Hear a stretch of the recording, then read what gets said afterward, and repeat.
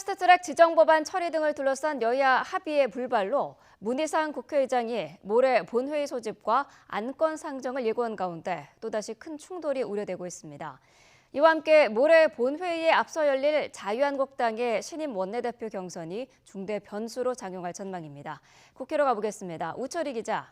네, 국회입니다. 네, 문희상 국회의장이 모레 본회의 소집 의사를 밝히면서 충돌이 우려되고 있는데요. 극적인 합의 가능성은 없는 겁니까?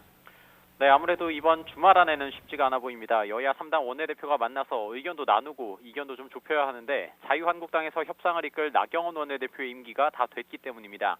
이 관련 얘기는 조금 뒤에 더 자세히 전해드리도록 하고요. 어제 문희상 의장과 여야 3당 원내대표 회동이 예정됐습니다만 한국당 나경원 원내대표의 불참으로 합의가 불발됐습니다. 당초 한국당이 무제한 토론, 그러니까 필리버스터를 철회하면 한국당을 뺀 여야 4당이 패스트트랙으로 지정된 선거법과 공수처, 검찰개혁 관련 법안을 상정하지 않는 방안을 추진하다가 좌절된 겁니다. 이에 문 의장은 시간을 그냥 흘려보낼 수는 없다면서 모레인 9일과 10일 본회의를 소집하겠다고 밝혔습니다. 이미 법정 처리 시한을 닷새나 넘긴 내년도 예산안과 이른바 민식이법 등 민생 관련 법안은 물론이고요.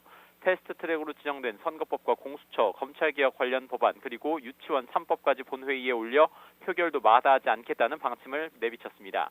한국당을 뺀 여야 4당은 일단 시급한 예산안과 부수법안 그리고 각종 민생 법안들의 우선 처리를 시도할 것으로 보입니다.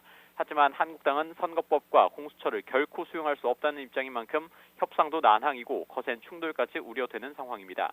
주말 사이에 여야의 물밑 접촉이 이뤄질 가능성도 배제할 수는 없지만 본격적인 협상은 본회의가 열리는 모레 오전은 돼야 가능할 전망입니다.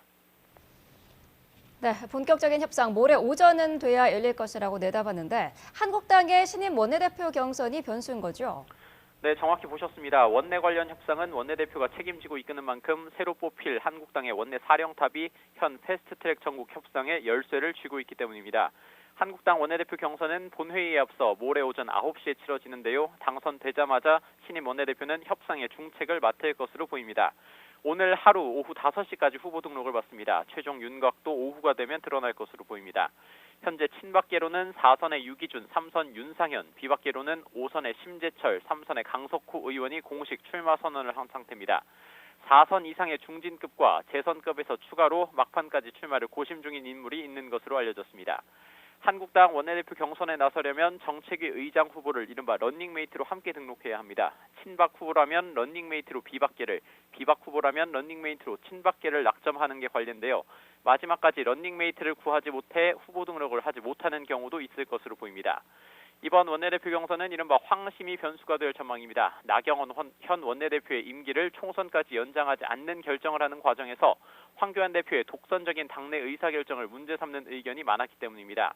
총선 승리를 위해 황 대표에게 힘을 실어주는 게 좋겠다, 아니다, 확실한 견제 세력이 필요하다 중에 어떤 의견이 더 의원들의 마음을 움직일지가 당락을 결정할 관건이 될 전망입니다. 지금까지 국회에서 YTN 우철입니다.